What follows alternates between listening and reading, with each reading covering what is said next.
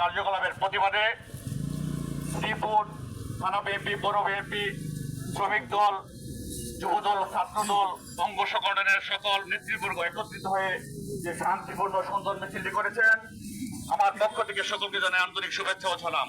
আসসালামু আলাইকুম। সম্মানিত নেতৃবর্গ, আপনারা জানেন এই ফ্যাসিস্ট সরকার যখন পলায়ন করেছে, ফ্যাসিস্ট প্রধান শেখ হাসিনা যখন পলায়ন করেছে, তার কিছু প্রেতাত্মা বাংলার মাটিতে রয়েছে। আমরা লক্ষ্য করছি তারা বিভিন্ন স্থানে উশৃঙ্খলার পায়চারা করছে।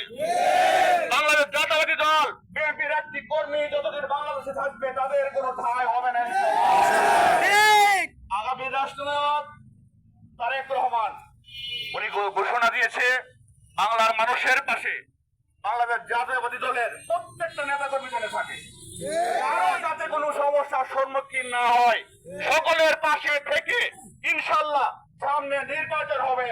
সাধারণ মানুষ বিগত দিনে ভোট দিতে পারেনি, আমাদের নেতা আগামী রাষ্ট্রনায়ক তারেক রহমান আসবে, বাংলার মাটিতে সুন্দর সুশৃঙ্খল ভাবে একটি ভোট হবে ইনশাল্লাহ। বাংলাদেশ জাতীয়তাবাদী দল অংশগ্রহণ করবে, বিপুল ভোটে জয়যুক্ত হবে ইনশাল্লাহ। আগামী রাষ্ট্রনায়ক তারেক রহমানের নির্দেশ সাধারণ মানুষের পাশে থাকা, দেশের উন্নয়ন কর্মকাণ্ডের পাশে থাকা। আমরা আছি, ইনশাল্লাহ আমরা থাকবো। আপনারা জানেন আমাদের গাজীপুর ৩ আসনের কর্ণধার অধ্যাপক ডাক্তার রফিকুল ইসলাম পাচ্ছ ভাই, উনি অক্লান্ত পরিশ্রম করে যাচ্ছেন। উনি শ্রীপুরের মানুষের পাশে বিগত দিনে ছিলেন, বর্তমানে আছে, ভবিষ্যতে থাকবে ইনশাল্লাহ। আমাদের ভাগ্য ভালো, আমরা একজন যোগ্য নেত্রী পেয়েছি। অধ্যাপক রফিকুল ইসলাম পাচ্ছ ভাই সন্ত্রাসকে প্রশ্রয় দেয় না।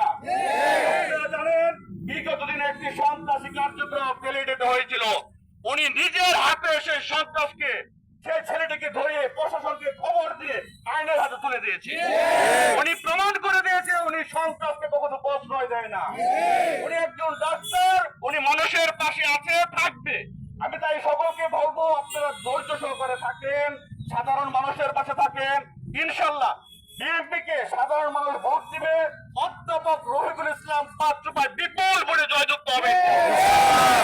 আপনারা যে এতক্ষণ কষ্ট করে সুন্দর মিছিলটি আয়োজন করেছেন, একত্রিত হয়ে করেছেন, আমি শ্রীপুর পৌর বিএনপির পক্ষ থেকে আপনাদের সকলকে আবারও ধন্যবাদ জানিয়ে আমার কথা এখানে শেষ করলাম।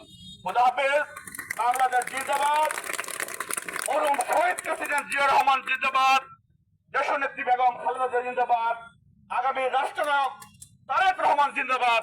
সকলকে ধন্যবাদ। অধ্যাপক ডাক্তার রফিকুল ইসলাম পাচ্ছ ভাই জিন্দাবাদ। সকলকে ধন্যবাদ।